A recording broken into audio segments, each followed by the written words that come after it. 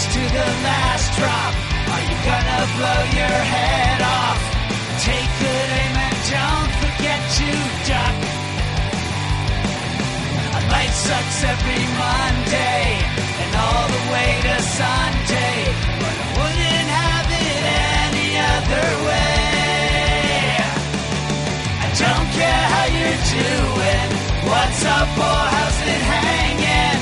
I'd like to buy this world one last drink. And life sucks all of the time, stick it up your sunshine, and then you'll see the clouds every day. And then you'll see the clouds every day. And then you'll see the clouds every day.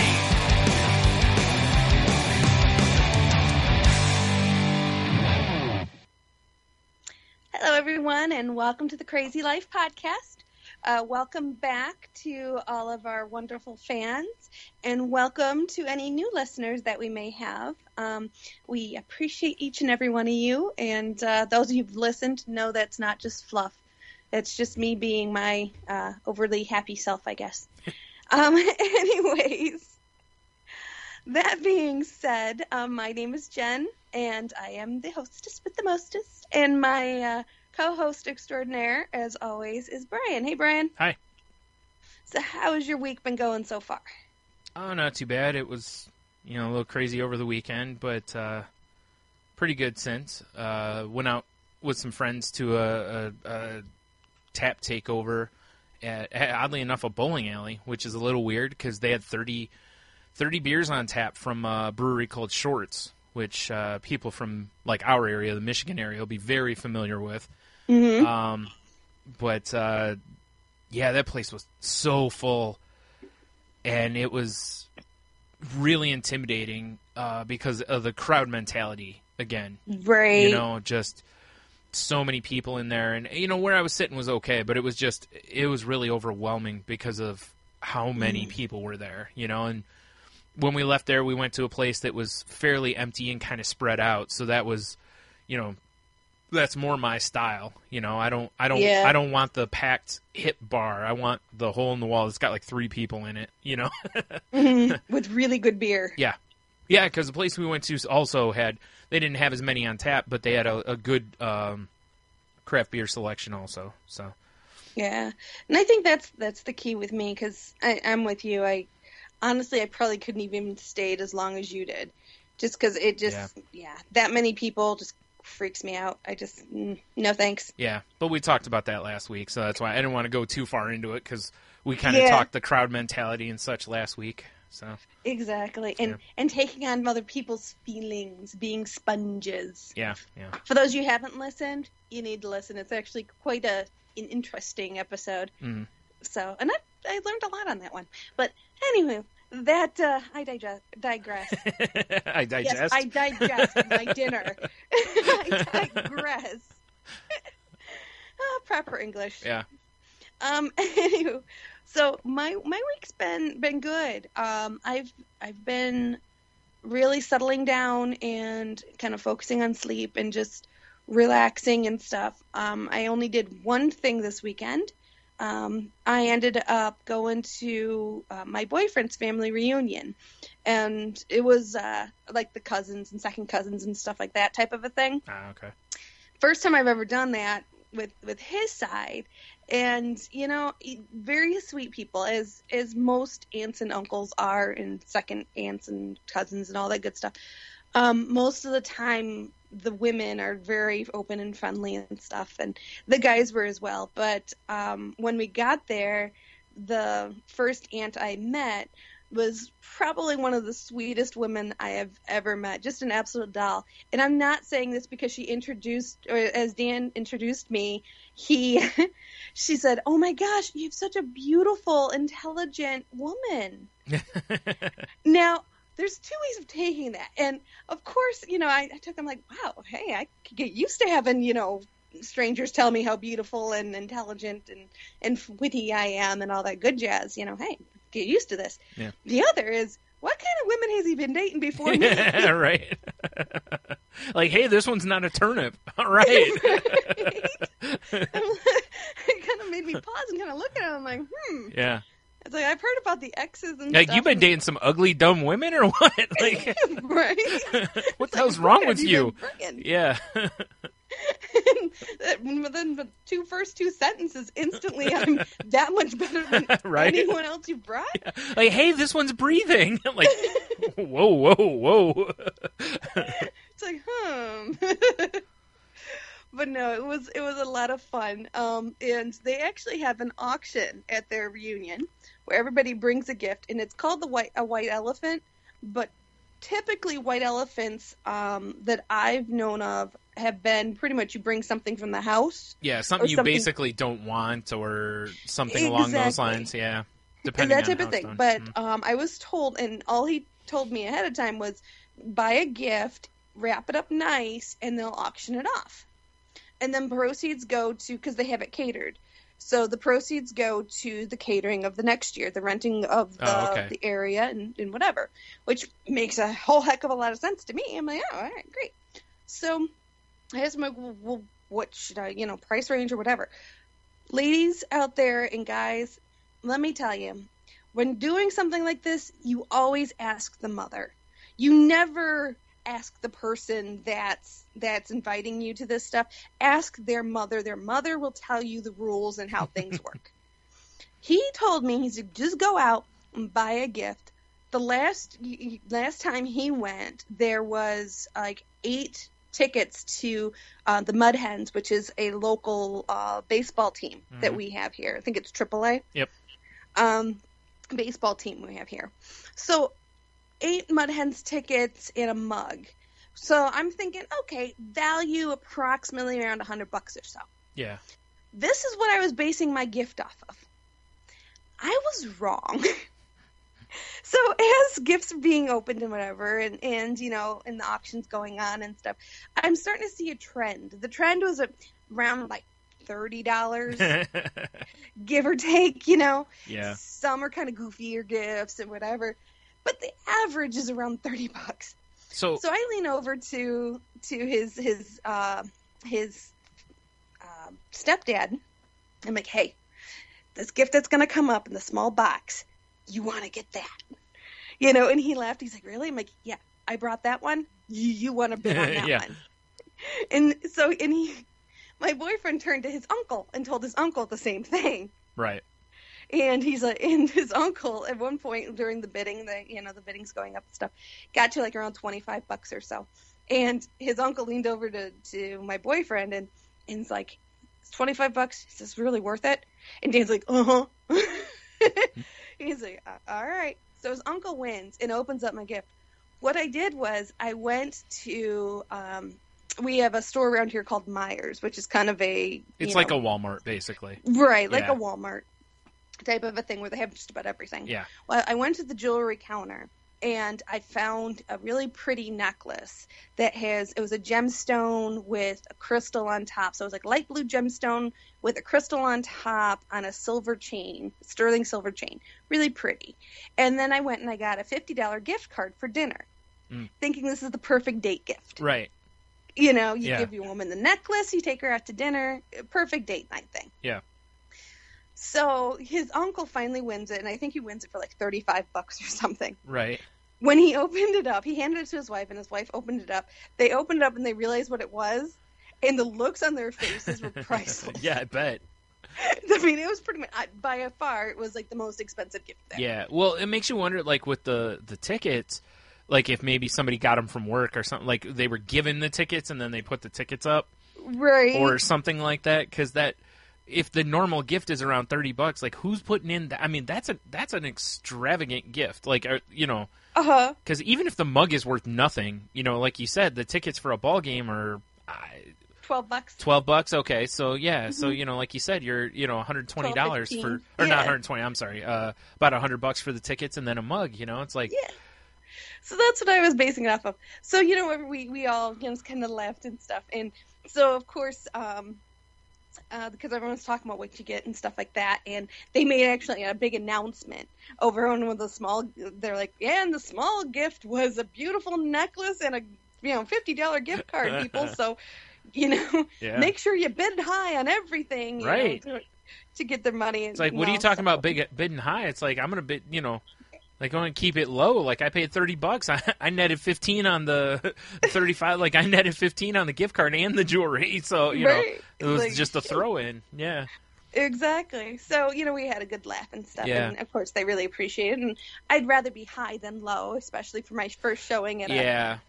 Yeah, because you don't want to be the one that put, like, a $5 McDonald's gift certificate in something. Or what, my thought was for any of the ones where they're auctioning stuff off, unless it's for some sort of a charity or something. Like, if it was just for, like, even for this, I would probably do it and then correct it in the back end. But just put a $10 bill in there and wrap it up real nice.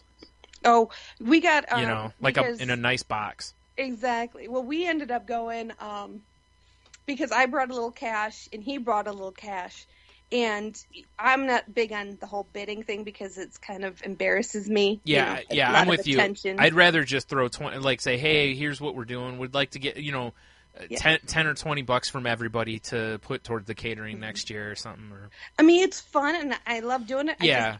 I just couldn't bid on my own. I just felt awkward. So he did all the bidding, and he kept winning me gifts, which is very sweet. And and I actually made a joke of him, like, you can tell we're still dating. Yeah. Because he kept winning me things. So Yeah. he won me a 31 bag. He won me. Oh gosh, what else? He won me a serving platter, which is very nice, and he won me a candle, like a nice large, whatever.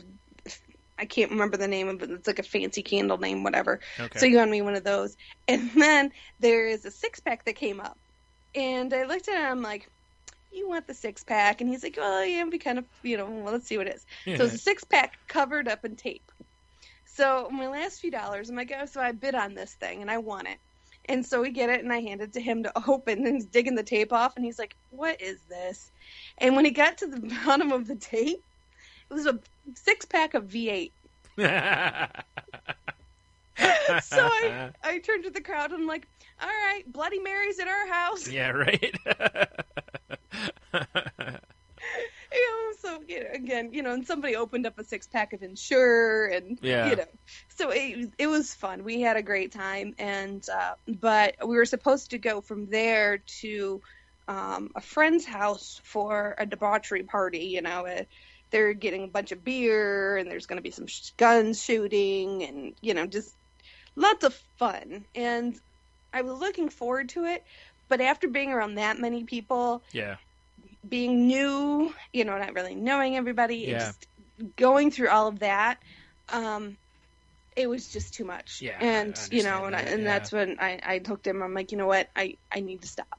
Yeah, I'm good, and I just need to stop. So we ended up coming home and spending all night Saturday and then all day Sunday, pretty much just barricaded in the house. Yeah. And which I hadn't done in forever, and I think that really helped me to just decompress and just kind of balance myself and stuff. And I've been really focusing on sleep, on going to bed at a reasonable hour for me. Yeah. Which is very unreasonable for everybody else, but for me, well, a not for reasonable me. hour is like 9:30. Right. So that's really not unreasonable for a lot of people. I mean, there's a lot of people who go to bed around 9 to 10, so you're not too far off. Not too far off, but I do like my sleep. Yeah. Which kind of brings us to the topic today, because as I'm decompressing and trying to get myself a whole bunch of sleep, I was really thinking about how much better I feel when I've had sleep, and just physically and emotionally better. Mm-hmm. And so I started doing some searching online, and I found some really interesting things about it. I mean, we all know that sleep is very beneficial in so many ways. Yeah. I mean, we all know it's the time that your body does the most healing. Yep. If you have aches and pains, whatever, by sleeping, it regenerates muscle mass, it regenerates, all of this great stuff happens when you're sleeping. Yeah, and your brain goes through its dump during the same time. Like your brain basically, if you've ever done like a defrag on a computer, that's basically what your brain does while you're sleeping. It empties its trash and cleans everything up, basically.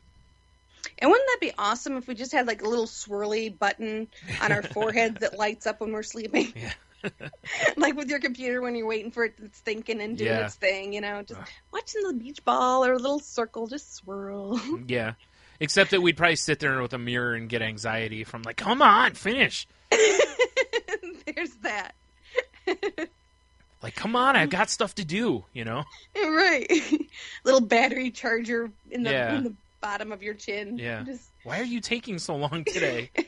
damn it, I'm only at 60. Yeah, I gotta go to work. I can't stop this. Unfortunately, we don't have those wonderful visual cues when we've had enough or if we need more or any of that good stuff. But something that I saw on Psychology Today, the website, it's an article about Up All Night, the effects of sleep loss on mood. Research shows just one bad night of sleep can put a damper on your mood. So, if you stay up too late, basically what they're saying is, there we go. Okay. Last night you stayed up late, out with friends, taking care of a crying child, preparing for a presentation, watching a marathon of episodes of your favorite show, whatever. And then today, when you're already running low on sleep, it seems as if the whole world is out to get you. Why is everything so irritating? Why is the traffic so bad? Who are these awful drivers? Or wait, could it just be you? Sleep deprivation affects mood, and the equation is very basic. Sleep deprivation equals increase in negative mood and decrease in positive mood. So not only are you getting the negative mood increase, you're getting decrease in the positive. So you're getting pretty much the candle burnt on both ends. Yeah. Not a good call. So the effects of sleep on a negative mood. Both correlation and experimental. Yes, researchers actually bring people into labs and keep them up all night. Evidence suggests that when people are sleep deprived, they feel more irritable, angry, or hostile. Sleep loss is also associated with feeling more depressed. In addition, sleep deprivation seems to be associated with a greater emotional reactivity. People who suffer from sleep loss are especially likely to react negatively when something doesn't go well for them. For those of you interested in the brain, some research suggests that sleep deprivation enhances negative mood due to increased in amygdala activity, a brain structure integral to experiences of negative emotions such as anger and rage, and disconnect between the amygdala and the area of the brain that regulates its functions. In other words, sleep loss leads to increased negative mood and decreased ability to regulate that anger. What do you think, Brian? Anybody that you've seen at work or wherever where I didn't sleep very good last night, they always tend to be cranky or irritable. Or realistically, a great example comes to this, and it's always been this in my head, is every person that says the words, I can't function until I've had my cup of coffee, most of them are probably not sleeping as well as they need to be, because especially like now, we're our lives are centered around devices, no matter what it is, TV, computer, phone, tablet, whatever it is, that all use these LED lights. And those trick your brain into thinking it's daytime. And when, with that, your brain doesn't go, hey, it's time to sleep. Like when you're in the dark, your brain goes, hey, it's time to shut down, kind of a thing. And I've always kind of felt that it's the same thing, is that it's not really generally coffee that most of these people need. It's probably a little more sleep, Absolutely. And it's kind of a chicken or the egg type of, or chicken or the egg type of scenario. When you're already dealing with depression and mental illness, a lot of sleep deprivation goes along with those. Yeah. For various reasons. It's difficult to fall asleep. It's difficult to stay asleep. It's difficult to shut your brain off to get to sleep. It's actually kind of, it's one or the other. Is that, like, some people with depression, a lot of times anxiety goes along with depression too. So you start that cycle of you can't get to sleep, your anxiety flares up. then you don't sleep. You get, your depression kind of, oh man, why can't I sleep? You start getting down on yourself, and it just, it just keeps going and going.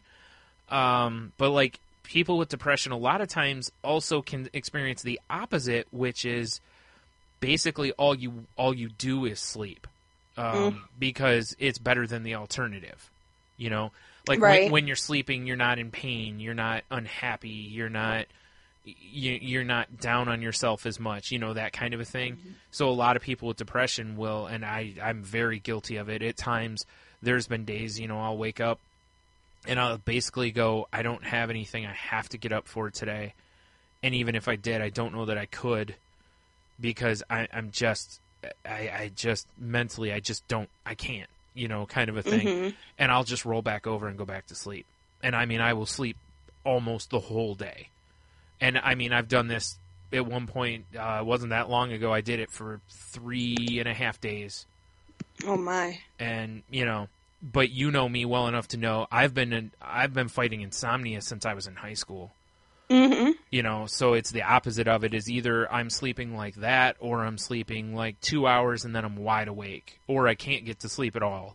And usually, I'll sit, I'll kind of sit for a while. I try to read first, or I'll do like some brain games, like Sudoku or fill-in puzzles or something like that. And if those don't work, then usually I'm like, well, I might as well, because I've read before that it's like, if you try to go to sleep for, half an hour or so and you can't go to sleep, you're better off to just get up. Like, just get up and do something else and then try again later, basically. Because if you just lay there, you get, again, it starts the anxiety cycle, Exactly, right. So. Oh, yeah. I used to, back in high school, well before I ever was diagnosed with bipolar, I would, if I wasn't asleep by like 10:30, 11 o'clock, yeah, I would start crying. Now, real quick, before you go any further, was it because you would I used to do the math on the sleep. Yep. Like, if I wasn't asleep by like 11 or something like that, I'd be like, man, if I go to sleep right now, and I know a lot of people do this, I do this all the time. Like when I have to get up at a certain time for an appointment or just for whatever, I'll be like, if I go to sleep right now, I'll get 6.5 hours of sleep. That's fine. Then I find myself going, if I fall asleep right now, I'll get 4 hours of sleep, and I can function, but I'm going to be a little weary, so. Right? Okay. And you start playing those games. Yeah. And I used to just get myself so upset and so worked up. And this is, back in high school. So I was still living at home, and my mom would come in and she'd, try to calm me down and stuff. She's like, what's the matter? I'm like, well, I've got to get up at 5:30 and I only got 6.5 hours, and I'm usually no good unless I get 7 or 8. And yeah. then, Yep. And I would just work myself up. So she bought me sleep relaxation tapes. Yes, folks, I was in high school when they still had tapes. Yes, the little things that go inside the cartridge. And yeah. I never had relaxation tapes, but I did have relaxation CDs. So. Yeah. Fancier than I get it. No, I just didn't bother giving it a try until CDs were the right. the choice. But so I would listen to those, and those helped and stuff to kind of calm me down. But I'd always freak out about it, and those things never worked for me, because it's all about visualization and kind of what we've talked about before, having to do with visualization and things. With me, I get obsessed in the sound. The repetition of the sound, and then I can't sleep because of that repetition. Like, it's almost like, to me, it's almost like having a clock ticking in your room. Gotcha. Like, that's the way I hear the whoosh, whoosh, and in my head it'll do that, or in my head it'll start turning it into like a musical beat. And either way, I can't sleep. So. Well, these are more as like kind of a real soothing male voice, and he would tell you to do things. Okay. That sounds creepy. Kind of like clench each muscle in your body, starting at your toes and working your way up, and visualize yourself in a comfy place and stuff like that. Then he mentions, going out and killing the neighbors. And, right. Yeah. No subliminal messages. Wait a minute. that I know of, unless one was eat a whole bag of chips. 'Cause Right. then maybe that subliminal message was in there. Yeah, they're to help you sleep, but also to help sell snack chips. Exactly. Yeah, it's like sounds to go to sleep by, sponsored by Doritos. Like, oh, all right. Right? Or it comes in your bag of Doritos, like, oh, this will work nicely. But I joke, but yeah, and I do notice a difference. Like if I don't get enough sleep, kind of what I was saying with the whole chicken and the egg thing, is that am I depressed so I can't sleep, or am I not sleeping so I'm depressed? Right.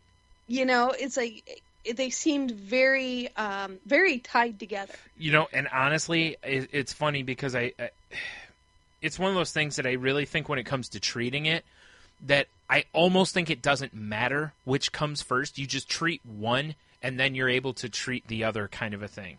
Yeah. You know, I think you have to just pick a fight and then conquer it, and then you pick the other fight, because it's similar to a lot of things, like, you know, like with mental health, that it seems like this causes anxiety, or anxiety causes this, or like I've read that, like, you know, like IBS and anxiety tend to almost always go together. Right. You know, and they don't know which causes which, and it's like, well, if you treat one and get one under control, it'll help the other either way, you know? And you'll get balance between them. Right. Like, if I could... a starting spot. Yeah, exactly, you know, so... Well, it's just kind of an interesting thing. Like, and it goes on to say, the effects of sleep on positive mood. There is more research on sleep and negative mood, but researchers have also found that people who are more sleep deprived report feeling less friendly, elated, empathetic, and report a generally lower positive mood. Sleep deprivation also seems to put a damper on people's ability to reap the emotional benefits of positive experiences. In one study, people who were more sleep deprived did not report increased positive effect after an achievement, whereas people who had an adequate amount of sleep did feel better after their achievement. Do you know what I think this proves? Being happy is just too exhausting. It's just not worth it. No, I don't think you're getting the point. That's what I'm taking from it. I'm pretty sure I'm right here. No, I don't think that's what yeah. they're trying to Being say. happy and tolerating people is just too much work, and your body's like, ugh. I need a heck of a lot more sleep to do this. Yes. No, silly. I'm pretty sure I'm right here. I think what it's saying is that for you to, it is. I think you're right in some aspects. Yeah. I think it is harder to. It does seem like we have a tendency to go negative. Yeah. Just naturally, as humans, we have a tendency to go negative. Yeah. And to focus on positive and accept positive things and positivity in our lives, we have to work at it. Yeah. Well, I mean, if that wasn't the case, you know, there wouldn't be like the Chicken Soup for the Soul series and all the inspirational books and posters and all that stuff that's out there. If people could just easily, you know, just, hey, whatever, hey, buck up, hey, you know what, you're right. Yeah. You know, if it was that simple, I think like that whole industry wouldn't exist. You know? True. And that's it. And I really think that it's really fascinating when you stop and you look at how sleep deprivation's really hurting us. Yeah. Because we're so busy and we're so, you know, everything is just in your face, you know. Yeah. There's always something on TV you want to watch because you have a gazillion channels to watch it. If Yeah, it's not even on with the DVR, you still have all those options.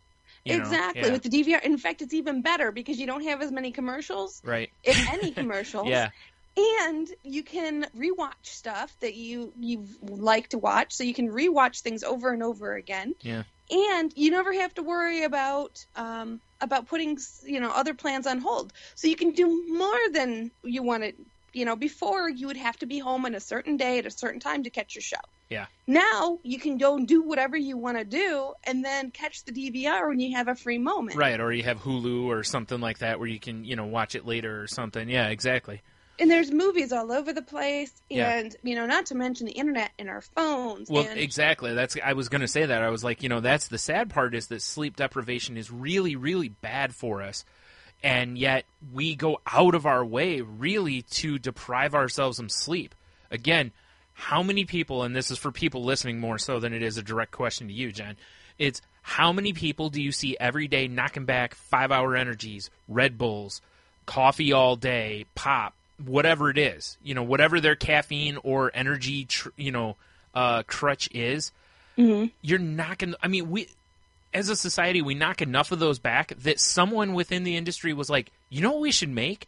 Relaxation water. And I kid you not, this exists. There's various ones, and they're all like, it's like, chamomile this or lavender or, it's all those kind of things. And it's like, you shouldn't need a relaxation drink to go to bed. You should just be able to relax yourself. But we've hyped ourselves up all day on this other stuff, whether it's, like I said, sugar, caffeine, whatever it ends up being. Right. And then we're also staring at these brightly lit screens all day. And the combination of these things is, it's basically like, it's almost like you're just hooking a car battery up to yourself all day, And then it's like, go to sleep. Like, I can't. I mean, how often have we heard of people who have, pill habits? And it's so crazy to us to think that, man, this person has to take uppers to get up in the morning and downers to go down at night. Man, they are really messed up. But again, look at how many. All day. Yeah, exactly. Look how many people, think of how many people you've heard talk about how they take Ambien or something along those lines, and you'll see them drinking Red Bulls. And you're like, maybe if you laid off the Red Bull, you wouldn't need the Ambien later. Like, you might, I don't know, but you might not. Like, that seems like a good place to start. Right? Like, maybe let's calm down on the energy drinks. Like, we really don't need energy drinks. If you feed yourself properly, that's all the energy you need in the world. Like, I mean, unless you have deficiencies or what have you, you know what I mean? Or like we talk on here, like if you have, sometimes you have a mental illness, and sometimes that can be helped with some supplements, and go talk to your doctor about that, but... There's other options, let's just say. Yeah, you know what I'm saying, though. It's like the normal average person does not need all this crap. And look at how many... I forgot. It wasn't that long ago. I heard how many cans of Red Bull... And I don't mean to just dump on them, because Monster and all the others are just as bad. But, Red Bull is... There's so many cans. And I know also they're used for, alcoholic purposes. But it's just nuts how many cans of these are being sold. And people are, like, demonizing Mountain Dew... But they're not demonizing Red Bull in the same way. It's like, dude, it's the same thing. In fact, it's worse. It's a sugary caffeine drink. What is Mountain Dew? Right. It's a sugary caffeine drink with weird chemicals in it. And vegetable oil. Yeah. It's like, come on, it's the same stuff. And maybe worse, because you see a lot of people drinking a lot of them. Like they'll knock a can down and right to another one. And let's not even take it that far. Let's take it down to the brass tacks, the bare things that we always have in our lives. Like you mentioned earlier, when you get up in the morning, you have to have your coffee. Yeah. You have to have your caffeine to get you going. Right. So you get your caffeine, you have that going. Okay, great. So you make it through the day. You come home, you're going to have your glass of wine or your beer. There you go, folks. Because you got to relax when you get home. Yeah. You got your upper, caffeine. Yeah. You got your downer, alcohol. Yeah. And, I will say this, though. At least there are health benefits related with both. True. Absolutely. When not used... These aren't artificial junk that you're putting in your system. Well, depending on which coffee you drink. And, I mean, if you're drinking a milkshake that's being passed off as coffee, then yes. Right. We'll just say the basic coffee. Yeah. The basic coffee is healthy for you to a certain extent. Yeah. Same thing with a glass of wine or a glass of beer. Yeah. Both have even a couple are fine. It's it's the moderation. It's don't come home and put down a fifth of Jack. Right. Exactly. Yeah, I'm nice and relaxed now. Hey, I'm gonna have no trouble sleeping tonight. Well, sleeping, passing out. Yeah. Well, it's not the same though, because it is not.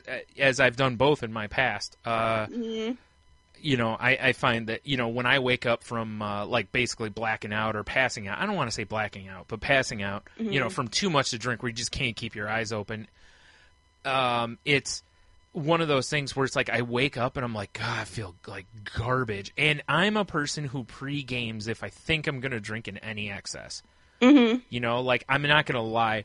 I usually will get a Gatorade, or I'll get a Smart Water, for the whatever's electrolytes. It's more just to have the water to rehydrate afterward. But, usually I'll have, a couple of, Advil handy or something like that. And honestly, for me, usually I'll have taken like a Prilosec or something because sometimes I get heartburn from drinking. So I usually pregame because, I'm in my mid to late 30s, and that's what you have to do in order to drink like that. And yes, then all you youngins out there, I never used to get hangovers either. I understand. Yeah. They hit you when you hit your 30s. The worst I'm part, telling you. And the worst part is they don't hit you for like just the next day. They're usually like 2 or so days. Oh, yeah. Even when you pre-game like I do, which usually helps, because I usually do that, try to get a big breakfast in me the next day, and I'm usually golden after that. But sometimes not so much. But anyway, the point is that even when you're, that the sleep or passing out or whatever, it's not restful. It's basically like you just shut your body off for a couple hours and then you wake up and you're like, wow, that did nothing for me. Well, let me tell you, something that I learned a long time ago. When it comes to passing out, you can get the same equivalent of that by holding your breath underwater until you pass out. It is. I don't recommend that, though. No, neither. Not that I really recommend drinking in excess either. Right. Neither do I recommend. Yeah. But it is the same effect on the body. Yeah. Basically, all the difference is by you holding your breath, you're eliminating oxygen from your system. Yep. By you drinking alcohol, you are eliminating oxygen from your system. Yeah. Alcohol takes the place of oxygen, and that's what causes blacking out. Yeah. Blacking out is your body's last attempt to say, look, you idiot, stop. Yeah. And same thing with holding your breath. Soon as you black out from holding your breath too long, your body instantly starts breathing. Yeah. It's a recovery mechanism. It really is. It's a reboot is what it is. Right. Yeah. That's your body's reboot. Yep. It is not. That's why you feel like garbage when you wake up after you pass out versus when you sleep. When you sleep, it's regenerating itself. When you pass out, it's like, oh, dear God, I almost died. Yeah. And it's your body pretty much saying, okay, guys, we got to figure out some way to get this junk out of us because otherwise this is not going to look good. Right. So it's your body's recovery, trying to figure out how the heck it's going to stay alive and make things Which is kind of where I was going with all this because, the alcohol talk kind of goes a good ways off of it. But it was more that it's, there are a lot of people that's how I'm going to go to sleep is I'll drink until I pass out, basically, or I'll drink enough that I can go to sleep now. And it's like, that's a really bad way to do it because you're doing damage to yourself to go to sleep, And again, if it's one or two, wine or beer or whatever, even if it's, you should probably stay away from the other liquors if you're having issues, because you don't want anything to help or become a crutch. Because when you start using alcohol as anything other than basically an occasional kind of a thing, you, depending on who you are as a person, you can put yourself in a worse situation because you could become an addict and, it's or get addicted to it. I don't want to say become an addict because generally there's tendencies and blah, blah. But, you don't want to be addicted to any behavior that could potentially become negative. Well, I've seen people online that will poo-poo people who use Ambien, but they're always bragging about how they're drinking a bunch before they go to bed. And I'm like, what's the difference? Yeah, exactly. It's false sleep. Yeah.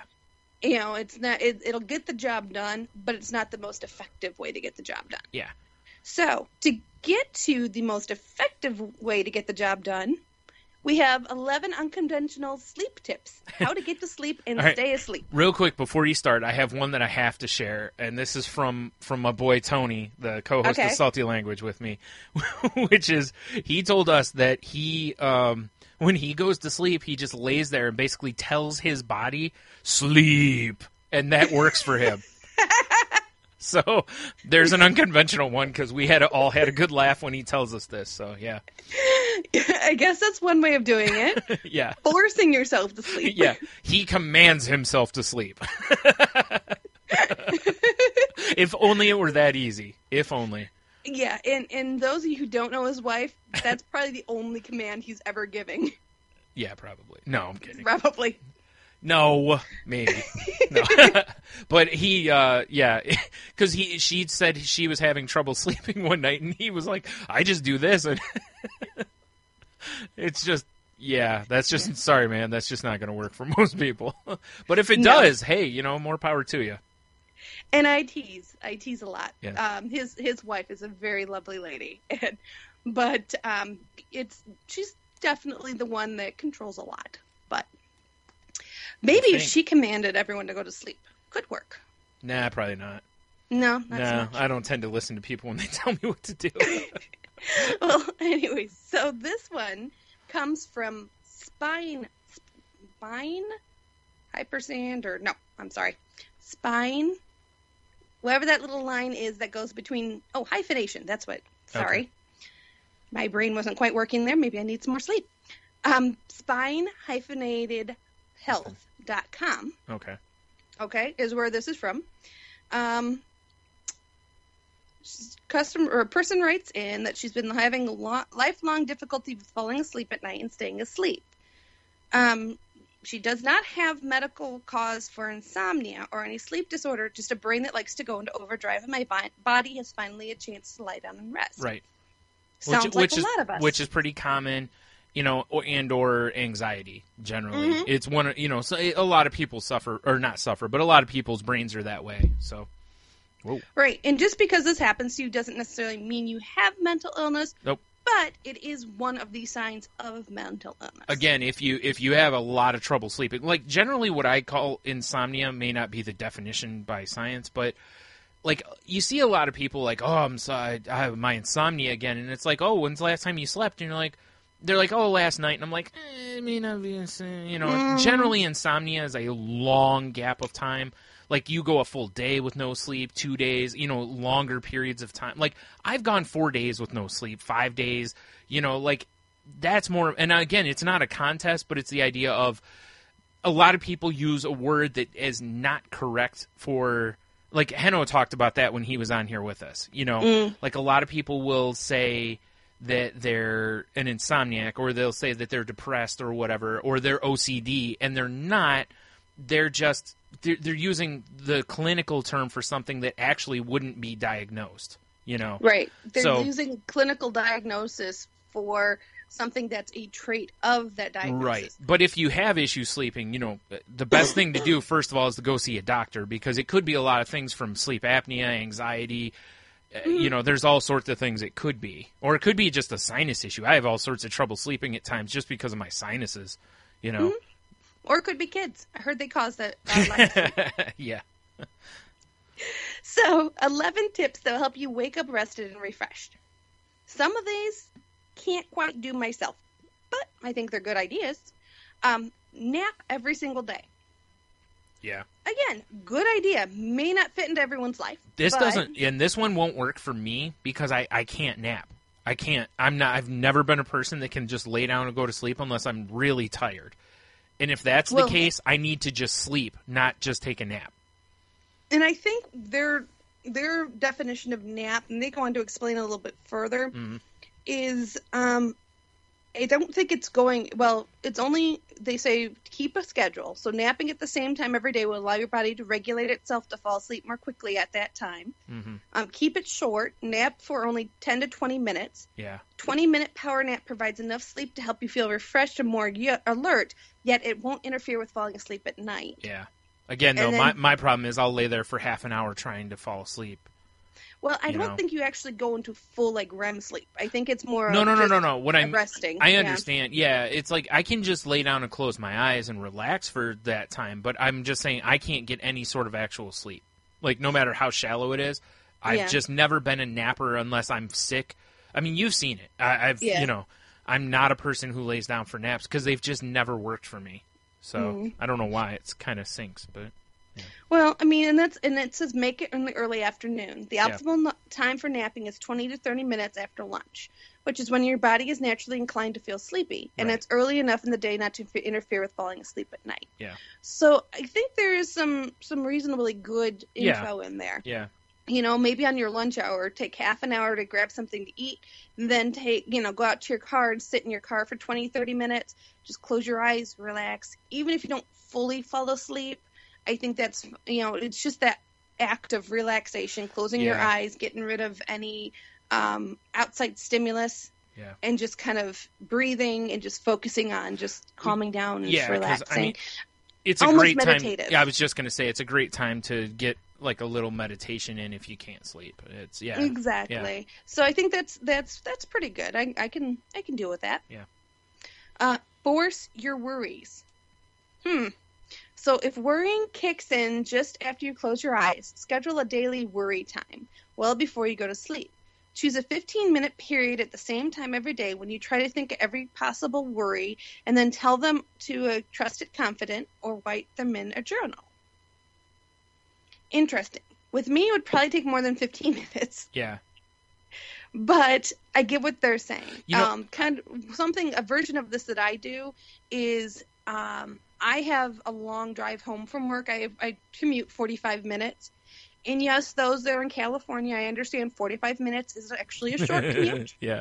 But for us here in the Midwest, 45 minutes is considered a longer commute. Yeah.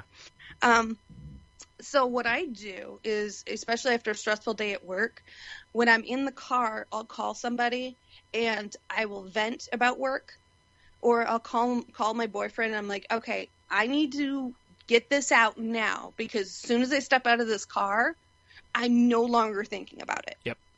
So, I take that time, I say what I need to say, I get it out of my system, and then I make firm rules with myself that, okay, once I've left my car, I am not thinking about work or worrying about work again until I get back in the car to go to work. Right. And I honestly think more people. This is a really good tip, because I had read that a long time ago, and I remember mentioning that to you at one point. Remember when I was like, you need like half an hour, and after that, like no more, because at that point you just start obsessing. Not just you, but anybody. But you got to give yourself enough time. You have to get that negativity out of you, though. So yeah, I think this is a really good tip that a lot of people should use. And you have to be careful with the car ride part, only because you don't want it to affect your driving if you're upset. But at the same time, you don't want to. If that's where you have to vent it, that's where you have to vent it. Right. And just get it out, be done with it, Yeah. and move on. Yep. And every time that you keep bringing yourself back to those moments, you have to, stuff we talked about before, you have to visualize it, you have to stop it. Don't bury it, because burying feelings is never a good idea. Yeah. But you have to assign it its time. It's like, okay, I'm going to feel this for the next 10 minutes, and then I'm done. Whoops. And I'm going to prioritize it, move it aside, and I'm going to focus on something else. Yeah. So another one they mention is get out in the sunlight soon after waking up in the morning. Yeah. This makes sense too. Yeah. Yeah. When you wake up, don't lounge around in bed. Don't even stay inside. Get out in the morning sun soon after getting up.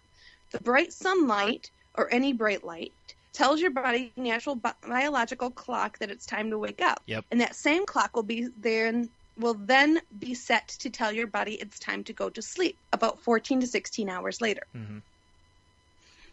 So there you go. Yeah. I think that's a really good one. Yeah. I've heard this a lot. This is why another reason why some people will get up and they'll get in like a run or on the treadmill or a full on workout. I mean, if you follow The Rock on Instagram, every morning about 4:30 or so, he puts up, well, not every morning, but a lot of mornings, he'll put up a post and it shows his alarm on his phone. It's set for 4:30 to get up, get out of bed, and start working out. And that's how he gets his energy to get going for the day. You know?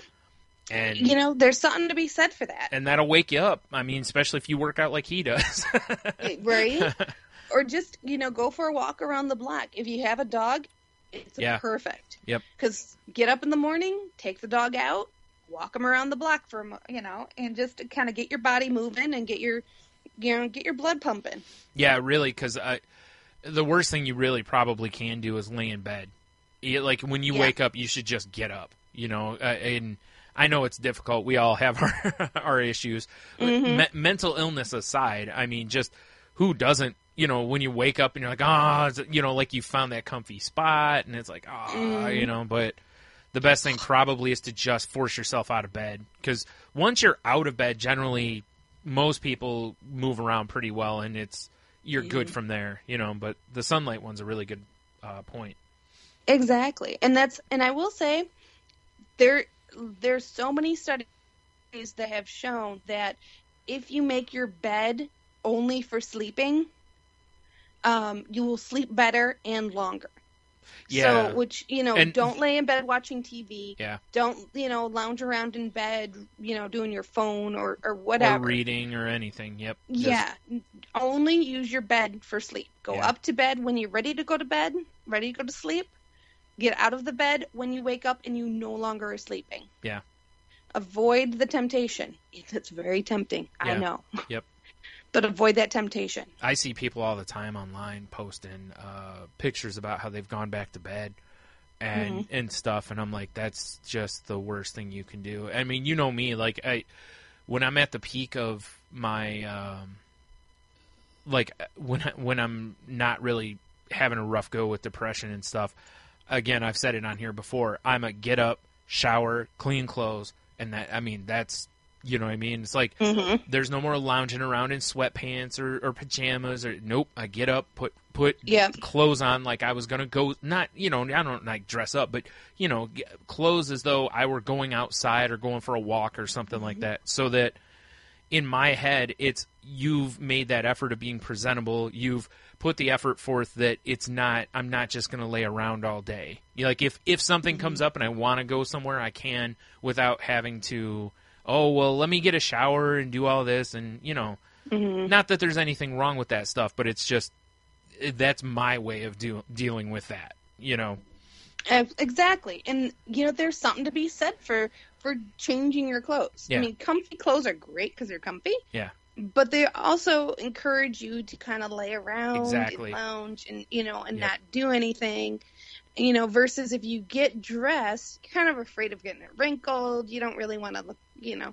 If you put the effort of putting clean clothes on, you want to do something with it, you know? Yep. Well, plus, like with me, I don't like to just lay around in, like, you know, jeans and whatever. Like when I sleep, I try to be as cool as possible and stuff, you know, so you know, because that's very important is, you know, to help your, you know, keep your body at a cooler temperature so you can sleep better. Now, I will say, because that goes right into our next one, which is avoid taking a hot bath. Yes. Now, there's a lot of advice that says take a hot bath to relax yourself. Excuse me a second. Sorry.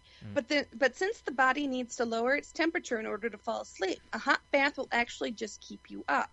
If you enjoy a soak in a hot bath, just be sure to finish your bath at least 2 hours before bedtime so that your body has enough time to cool down. Yep. That being said, I do enjoy a hot pack applied to my neck and shoulders before going to bed. Same idea, idea, doesn't warm though. up my whole body, but it does help reduce any buildup stress or tension in my neck and shoulders. Right. But the same idea, though, you can elevate. That's why a lot of times, like they tell you, if you want to cool down fast, put a cold compress on the back of your neck. I've read that quite a few times, and it's like, well, you know, so you... But, you know, I understand, like, with you, it's, you know, you've got issues, you know, from past stuff that you have to deal with that, so it's a little different, but still the same idea. It's that, you know, like I said, I find that if I get warm, I can't sleep. I mean, I just cannot get to sleep until I cool myself down. Last night, honestly, I sat up in bed and sat in front of my fan for about 15 minutes until I felt cool enough to go to sleep. Then I laid down and I was able to go to sleep. Yeah. I've actually taken cold showers before going to bed because if I get too hot, I'm the same way. Yep. I am known for my sleeping abilities. Yeah. I mean, I can sleep anywhere, anytime, you name it. The world could be coming to an end, and I can sleep through. Right. But you put me in a hot room, Yeah. I'm up forever. Yeah. Exactly. And a lot of it's just because that's just how it is. Your body cools down as you go to sleep because you don't need as much to expel as much energy to, because you're not on the go anymore. So your body starts cooling itself down and it relaxes, and that's, what's supposed to happen. Mm-hmm. That being said, this writer is after my heart. Number 5, make your room colder. Yeah. Your body needs to cool down in order to fall asleep, as we just discussed, and to stay asleep. So do what you can to make your room cool. For me, a cool bedroom has the added benefit of allowing me to nestle into a heavy comforter, and I find heavy warmth very soothing. I do too. Yeah. I love nothing more than blankets and comforters and cold sheets. Yeah. Whereas I'm the opposite. I just want cool room. I mean, summertime, wintertime, you name it, I want blankets. I forget putting more clothes on. Give me blankets. Yeah. I mean, I will wear a tank top and 5 blankets versus putting on a pair of sweatpants or anything else. Right. It's like, forget it. Just give me silky, soft, comfy, cool sheets and a ton of blankets and maybe a kitty cat or 2. And I will sleep like a baby. Yeah. So, and an interesting point, I may like a cold room, but I am so stinking hot when I sleep. I give off a ton of heat. Don't give off a lot of heat any other time, but when I'm asleep, my body must be working overtime. Yeah. Because I can get roasting hot. Can't tell because the room's all nice and cool and I'm under all my blankets. But man, I'll wake up and I'm like, whew, all right. I've been running in my sleep or something because it is toasty. Yeah. But number 6, exercise intensely. Don't just exercise, but do so intensely to the point of feeling physical exhaustion. At the end of the day, intense exercise is probably the single best way to induce deep restorative sleep. When I say intensely, I mean intense relative to your capabilities. Right. For some of this may mean running 5 miles. It may mean a brisk 20-minute walk that elevates the heart rate. Yeah. Physical tiredness is essential to getting a good night's sleep. So I think that's really important. For those that have a hard time getting out and getting motivated and doing a lot of things, it's difficult to exhaust the body. Yeah. So if your body's not tired because you haven't done a whole bunch, like for instance me, I'll take me as an example. I get up, I go sit in my car. I go sit at work, I go sit in my car, I come home and sit in front of the TV. Yeah. Body's not so much exhausted by doing all that No. sitting. Not I mean, aside from maybe mental fatigue from work and honestly from watching TV sometimes, but Exactly. I mean, there's mental fatigue. My eyes are incredibly tired from staring at screens all day. Right. But my body, not so much. So if you are having a hard time sleeping, a really good thing to do is to get up and exercise. Yeah. It's interesting because it does multiple things. One, a lot of times it'll take your mind off. If you're worrying about something, it'll take your mind off that because you're focused on making sure you don't, fall and hit your face if you're running. Or right. Well, even if you, like you said, where you don't have a chance to get out and do a whole lot, there's a ton of body weight exercises you can do. Mm-hmm. All sorts of, various push-ups and sit-ups and crunches and lunges and, if you can put a chin-up bar in your house and, there's all sorts of that kind of stuff you can do with little to no weight, like just your body weight or with some, small, what do you call it, small dumbbells or whatever, or kettlebells if you have them, whatever. Yeah. Or isometrics. Yeah. Not using anything else but your body. Right, or resistance band type stuff. I mean, there's all sorts of stuff you can just do without having to buy big,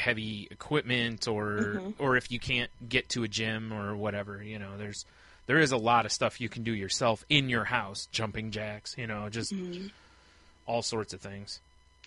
Now, this one I know is really popular, which is blackout noise. White noise is restful, and even more importantly, it means that I won't be woken up with every little thump that the house makes. Yeah. A fan is ideal because it does double duty of providing consistent soft background noise as well as keeping my room cool. Yep. So, That's my number one right there. I have a hard time sleeping without a fan. And most of it I sleep with a fan on me all year round, and it's mostly for the noise because it does a great job of drowning out outside noise, and that's a huge thing for me. Exactly. I mean, white noise can be anything. Fans are great, but also there's air purifiers, there's air conditioners, there's brook. You can download apps for your phone that do nothing but play white noise. Exactly. If you need to. So there's pretty much anywhere you want, you can just get white noise if you want it. Oh. And real quick, on the same note, and I don't know if this is on the list or not, but for me, not just blocking out noise, but I also I started wearing a sleep mask, and part of it's because I have issues with my sinuses, so I have one that, is a gel one that can be cooled, but I've even gotten to where I just wear it all night now because it blocks out light. And that allows me to not have, because, I tend to sleep through the day also. So, right. But even, whatever, depending on when the sun's coming up where you're at, you may need a way of blocking out light. So that may be something that works as a helpful tool also. And I think light pressure on the eyes can do a lot. Yeah. I like the feeling of a sleep mask, something with a little weight to it. So it's just that light pressure on your eyelids can help them stay closed and, and help you stay asleep. Yeah. So light pressure though, people, light. Right. Now, it also don't helps heavy stuff on your head. Yeah. It also helps, if you happen to live with somebody who, sits up and watches TV later than you or something like that, 'cause exactly. It'll help block out that, the light from that. And something I just read here, which I didn't know, which if you heard me make that sounds earlier, that was the interesting sound. There's something called a pink noise. Because I guess white noise is a consistent, fairly even sound. Right. Pink noise is more varied, such as a waterfall or babbling brook. So I'm like, good to know. Yeah. Noise like that, that's the noise I was referring to earlier that you can't sleep with. That doesn't work for me. Yeah, because what happens is it's similar to having, I sleep with the TV on a lot of times, and the reason I do is I'll put in something I've seen a ton of times. That way I'll kind of be entertained by it, but then as I'm falling asleep, it's not new, so it doesn't engross me to where I'll stay awake to watch an episode or whatever. And even that, I've gotten to where I'm turning the TV off more and more now because it's, every once in a while you'll just hear a musical note or you'll hear this or that, and it's just enough that it's a different sound, and it kind of jars me a little bit. I will say an amazing show to fall asleep to. Well, there's a couple, but Dirty Jobs. The guy who hosts that show has one of these soothing. I love his voice. Yeah, that's Mike Rowe, I believe is his name. Mike Rowe. Yeah. Amazing voiceover guy. His voice is so smooth and soft. Patrick Stewart. Love Patrick Stewart. Yeah. Again, one of those voices I could fall asleep to any day of the week. And the other one is, I'm not going to remember his name. And this is an old pull for all of you guys out there, the youngins. You're not going to get this one. But the guy who does the painting. Bob Ross? Thank you. Bob Ross. For those of you who don't know him by name, he's the guy who had the big afro that painted and everything was happy. Yep. My happy little tree's going to live here. My happy little house is going to live here. And then he had little creatures sometimes on with him. And yeah, he had squirrels. That were his pets. Yep. Yes. So he had squirrels running all over him as he's painting. And, show can be a bit on the boring side. But I will say, you can learn to paint. Yeah. It's been proven over and over again. He can teach you how to paint. Yep. But his voice is so stinking soothing. Put that on a loop, right, and you will sleep for days. He's basically like listening to NPR, but he teaches you how to paint at the same time. Exactly. So many people on NPR have hey, today we're going to do this. And it's just this really, like, gentle... You just feel like you're being hugged when you listen to them. Yeah. You're just like, oh, that's so nice. Right. So find something that works for you. And probably not as much as we love you, New Yorkers and New Jersey people. Love you to death. Voices probably are not the best to fall asleep to. Why you got to take a shot at him? Not trying to hurt your feelings, but accent's a little rough. Love it, though. Manage your physical health. So many of us, physical discomfort or pain can be the main problem when it comes to getting a restful night's sleep. Yeah. While it may seem like an all-or-nothing problem, sometimes a few surprisingly small changes can go a long way. For something as simple as getting a different type of mattress or pillow or trying a new sleep position may help. After a recent neck strain, I used a new sleeping position using pillows. I slept on my back with my pillow supporting my knees. I also propped a pillow behind and to the side of my lower back. I didn't think it would work, but it proved much more restful than sleeping on my stomach. Yeah. There you go.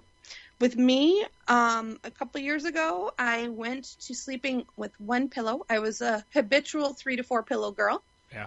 And I went to just one memory foam pillow, and I love it. I always sleep on my stomach with my memory foam pillow. I take it everywhere I go. Yeah. I started sleeping years ago when I hurt my right knee in a car accident, and I've kind of off and on with it, but I've gone more to it regularly to where I sleep with a pillow between my knees now. Mm-hmm. A lot of times, and it's made a huge difference sometimes, because it keeps my knees from like hitting each other basically, and yeah. Or when what was it, a year or so ago when I tore the meniscus in my left knee, I was sleeping with a pillow propping my knee up. And, that's the other reason why I went to the pillow in between the knees is that, because at one point I had 2 knees that were both giving me trouble. So, Exactly. Just, play around with pillow positions and stuff like that. That can always be helpful. Also, if you have some sort of like a sleep apnea kind of issue, look up online pillow positions for that, because propping yourself up certain ways seems to help a little bit. Like, it's not, it doesn't replace like a CPAP machine or something, but it's, if you can't afford that stuff, this, it may help you a little bit. At least maybe it'll help you get a little more restful sleep. Mm-hmm. Open some airways and things like that. Yep. The other good thing, those strips, try them. If you have trouble sleeping, sometimes it's lack of oxygen. Yeah. So get those nose strips that they have that, they just slightly open your nasal passages, but it's enough sometimes just to get a little extra oxygen in to kind of help you sleep better. Yep. Yeah, exactly. The same with like using a neti pot or something, like I started using a neti pot a few years ago, and especially like before I go to bed, I'll be kind of like, man, I'm really congested. I'll go use it, and usually it'll help, because once I'm asleep, if I'm congested, it's not so bad. But if I can't breathe, it's really hard to go to sleep when you can't breathe through your nose, Right. Like, I don't want to sit there. I don't want to breathe through my mouth all night, so, yeah. Oh, and something else for you ladies out there that might be, a little extra endowed on top. Sometimes a pillow between the girls. Just saying. It can help you if sometimes, they get in the way and you're trying to sleep, but get a round oval pillow or round pillow, or those noodles that you go in the pool with. Yeah, cut one Take of those down. and cut it down. Yep. Put a pillowcase on it, you're good to go. Yep. But put that between the girls, and it'll give them extra support.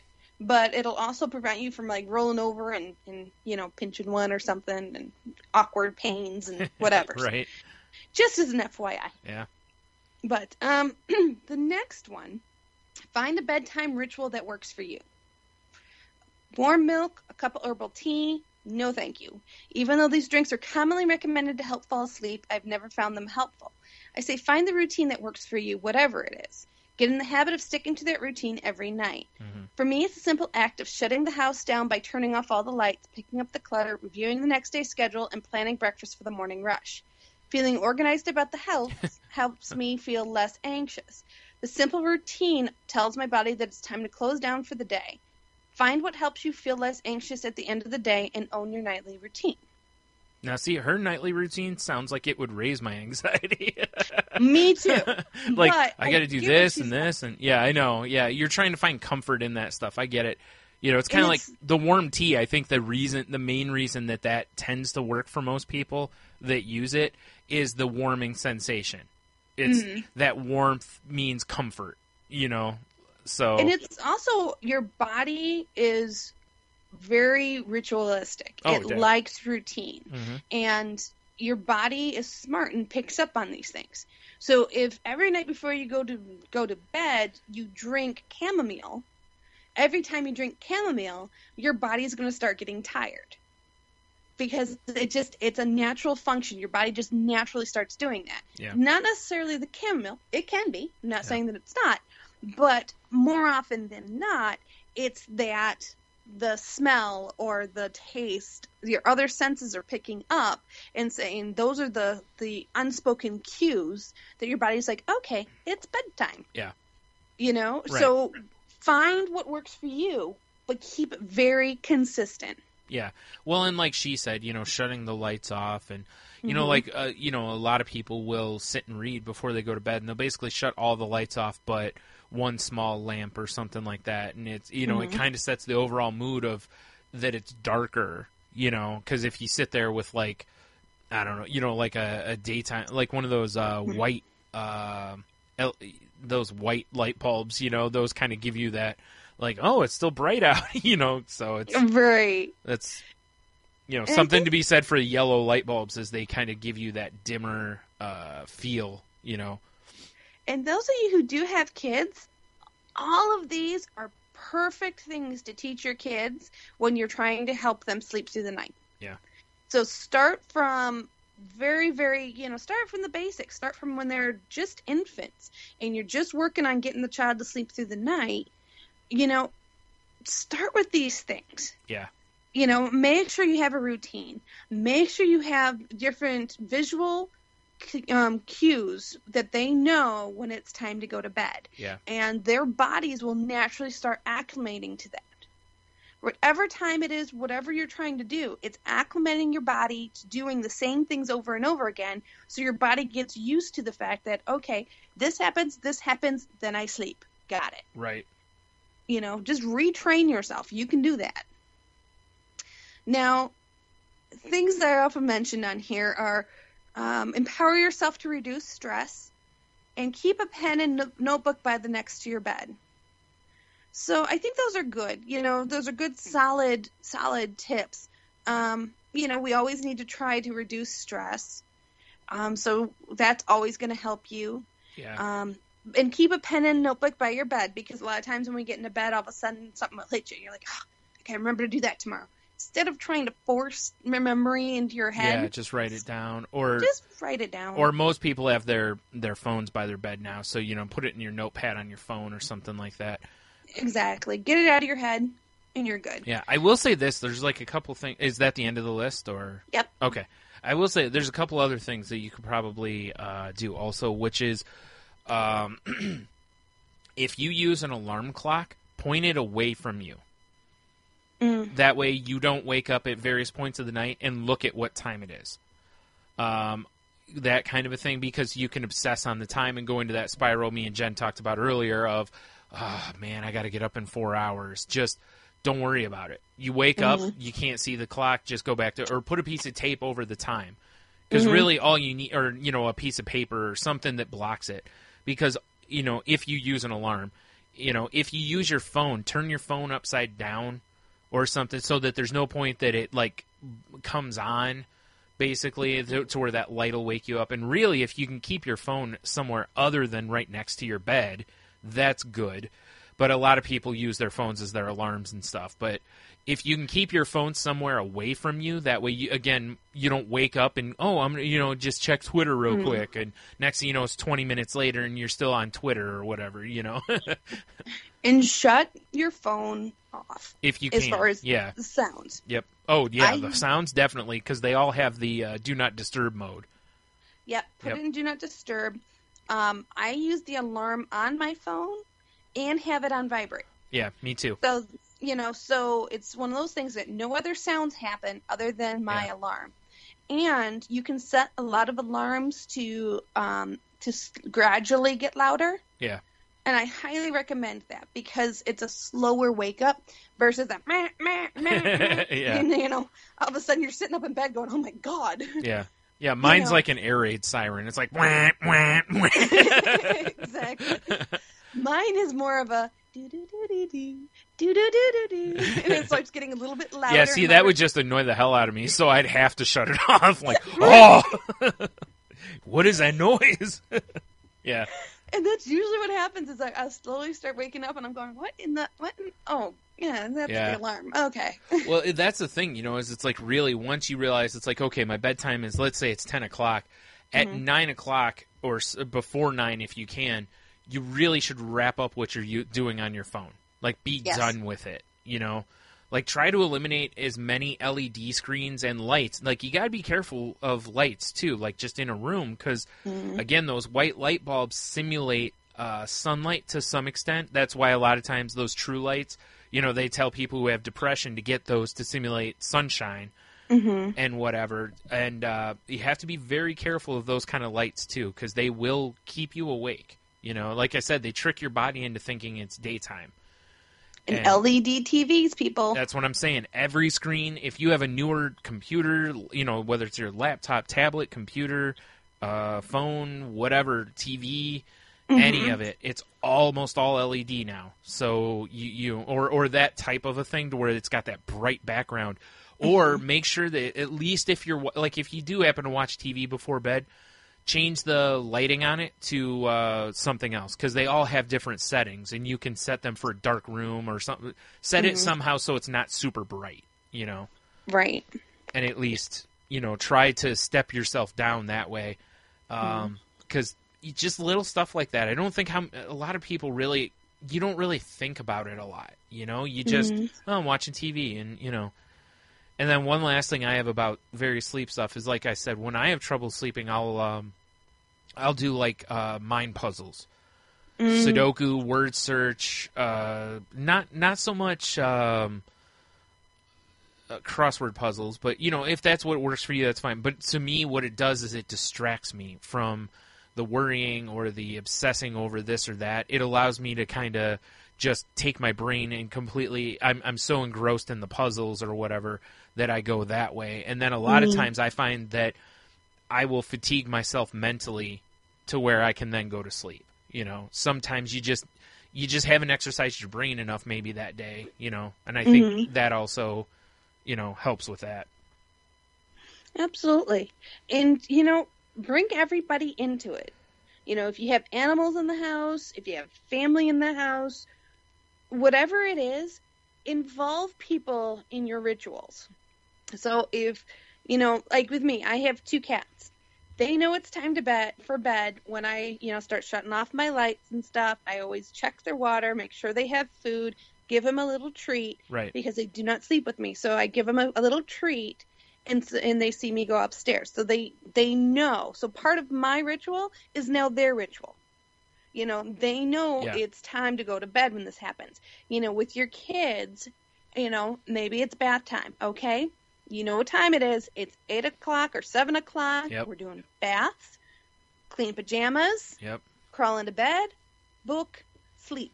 Yep. We do it for kids. We should be doing it for ourselves. You're absolutely right. Yeah. Well, you're right. We all are creatures of habit. So there's, and since we're creatures of habit, we find comfort in the habit. Like you said earlier, it's, it's why, a cigarette will calm somebody, even though the science doesn't really work that way. But the habit of the cigarette calms you, and not that I'm advocating that, but it's, that it's whatever it is with this. That's why, like the cup of tea, like you said, that's why that works. That's, more than anything. So it's like, why not? If that's your habit, do it. But just be careful that your habits are also consistent with helping you go to sleep. Exactly. Like Drinking I said, a Red Bull before going to bed is not a good habit. Right? Or, even like I said, with lights and stuff, if you go to bed at 10, around 8, 8:30, start shutting some lights down. Maybe not all of them because you don't want to fall asleep then, but, turn one or two of them off if you've got 3 or 4 on, or if you've got the TV and 2 lights on, turn one of the lights off, or, just kind of start helping the room get darker so you're progressively getting to that, right. the darkness of, your room or whatever. So, yeah. And everything counts. Like with me, I don't put my head down until I'm ready to go to sleep. Yeah. So if I'm laying on the couch, I have a pillow on the couch and everything with me. I will not put my head down to, on the couch, like lay out and put my head down on the couch, because that's my body's signal to sleep. Yep. So if I don't want to go to sleep, can't put my head down. Yep. I'm the same way. Usually the only exception I make to that is if I'm reading, because a lot of times I'll be almost laid, like all the way down when I'm reading. Yeah. And I do that for that purpose, that I'm reading in hopes of it helping me go to sleep. So where I can basically just set the book down and go right to sleep. That way I'm not, because, if I jostle around too much, then I kind of, sometimes, like, there's nothing worse than you're like, man, I'm just about to go to sleep. And then it's like, I have to go to the bathroom. Mm-hmm. I better go. Otherwise I'm going to wake up in 3 hours and have to, kind of a thing. And it's like, you get up, you go to the bathroom, you come back and you're like, damn it, now I'm wide awake. It's... Yes, make that part of your evening routine. Yeah. Go potty before you go to bed. Right. We don't want any accidents happening. Right. Well, I mean, I wouldn't think so, but yeah. So, anyway, we should probably wrap up here. It up? Yeah, because we're well over this week. But yeah, I figured we were. Do you have a win for the week, or do you just want to kind of miss that again this week, or? No, I think my win for the week is I have things at work are still as stressful as they always have been, but I'm not wrapping myself in them. It's like, other people start complaining about something, I listen. Yep. I may have my own feelings on it, but I'm trying to keep them to myself, and I'm trying to just kind of go with the flow. So, you know what? This is the way it is. This is the status it is. Yep. I'm okay with that. I'm coming in, doing my job, and I'm going home and enjoying my life. Which is also good, because that goes back to our show last week about, the taking on others' stress and emotions. So exactly. So I'm really trying to focus hard on only worrying about me and my stressors. Yeah. And it's funny, mine's similar too, is that I think my win for the week is that, at the bar I was at, one of the people with us got a little too inebriated, and the crowd at the bar was making me upset. And I mean, I lost my cool a little bit, but it wasn't like a big, that big of a deal. But I also didn't allow their negativity and childishness to overwhelm me. I didn't take that on. I just kept myself calm and just dealt with the situation as it needed to be dealt with. And, even though I really wanted to say and do more, it's one of those that there's no win in it. Mm-hmm. So there's no fight. So yeah, that one's mine. That's a huge thing, too, is being able to recognize when there's no win in it and to walk away from it. Yeah. Horribly hard to do in most circumstances. But when you can do it, that's absolutely a win. Generally easier as you get older, because you start seeing the picture differently, but not always, so. Yeah, we all have our moments. Right. Very cool.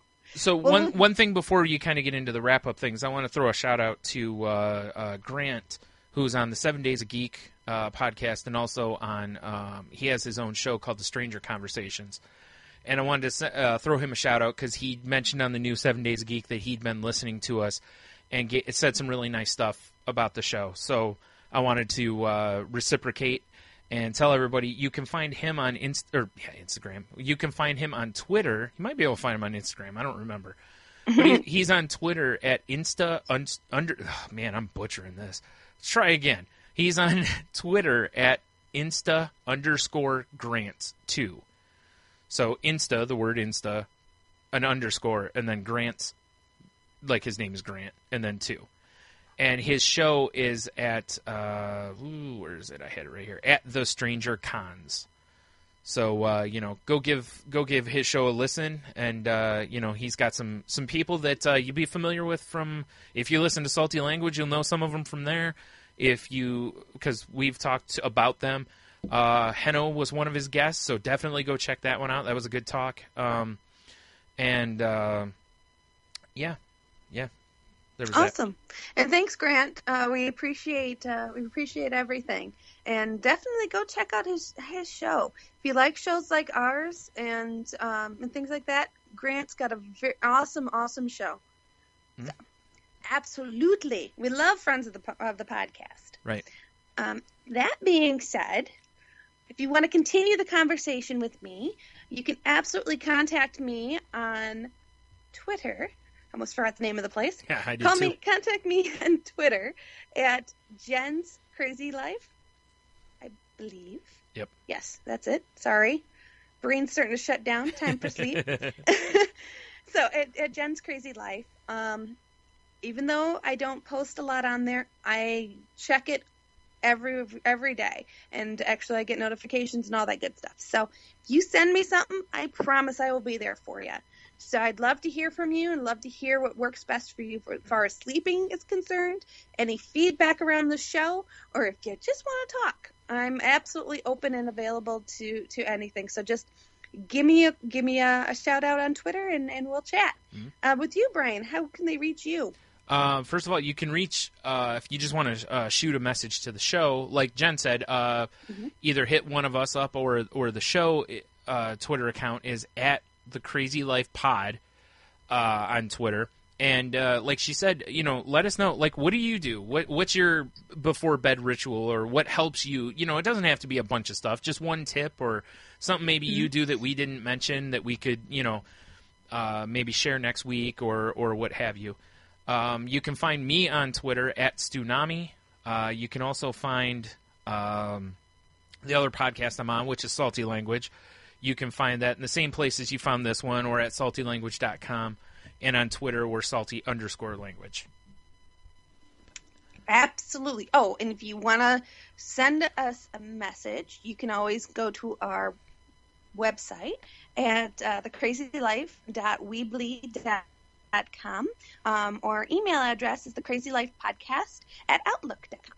Yeah, so again, if you want to send something there and, let us know your sleep tips, or again, what helps you get to that point. And then I guess the last things are the same things I generally say, which first of all is thanks to our pal Heno for the theme song or intro song. You can find him on Twitter at IdaHeno. And, you can find him on various podcasts, Gotham Lights and Moving the Needle, Angela's Awesome Podcast. And then you can also find various episodes. He's been on pretty much every podcast of the friends that, we've made over the years. So he's everywhere. And then, again, as we always say, we're not doctors, we're not therapists, we're not licensed professionals. We're just two people who are going on our journeys and sharing them with you. If you need help, if you just need someone to talk to, please reach out to us. If you need professional help, please seek professional help. Don't put it off. You're not alone. They're used to dealing with this kind of thing, and that's what they're there for. So please go seek out the help that you need to get yourself well. Or, happy-ish, as we've said before. It is important, and we don't say these things lightly. We repeat them often, but each and every time we do not say them lightly. No, and again, speaking of, one absolute last thing on that is if you feel yourself in a hopeless situation and you're thinking of doing something dire, please call the suicide prevention hotline or find some sort of a support system. Or, whatever, but please don't do anything drastic. Somebody cares about you out there, Yep. And do not feel that it's hopeless, because it's not. Yep. That's the disease talking. Yep. That's all that is. So, with that, I see Patrick Stewart's on the TV, so I'm going to bed. Good night, all.